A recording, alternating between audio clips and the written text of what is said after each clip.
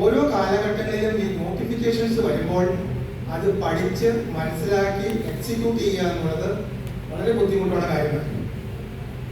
പ്രാക്ടീഷണേഴ്സിന്റെ പിന്നീട് നിന്ന് തന്നെ നമ്മുടെ പേഴ്സണൽ അനുഭവം വെച്ച് പറയുകയാണ്, റിട്ടേൺ ഫയൽ ചെയ്യുമ്പോൾ ഓരോ മാസം കഴിയുന്നതോറും പുതിയ നോട്ടിഫിക്കേഷൻ വരും. അത് മനസ്സിലാകണമെങ്കിൽ ഇതിന്റെ പുറകിലോട്ടുള്ള തരത്തിലുള്ള നോക്കണം. അത് മനസ്സിലാകണമെങ്കിൽ not discarding anything contained in any other section എന്ന് പറഞ്ഞായിരിക്കും അടുത്തൊരു നോട്ടിഫിക്കേഷൻ. അങ്ങനെ 3-4 നോട്ടിഫിക്കേഷൻസ് കൂട്ടിവെച്ച് പഠിച്ചാൽ മാത്രമാണ് എക്സാക്റ്റ് നമ്മുടെ എന്താണ് ഇഷ്യൂ എന്നുള്ളത് നമുക്ക് മനസ്സിലായത്.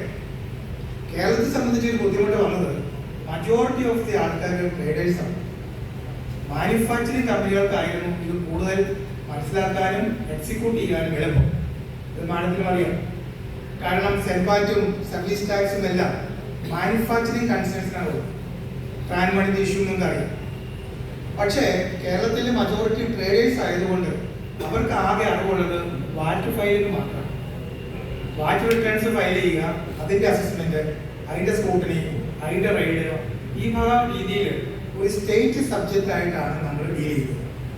പക്ഷെ GST വന്നപ്പോൾ ഇതെല്ലാം കൂടി മെർജ് ചെയ്തു.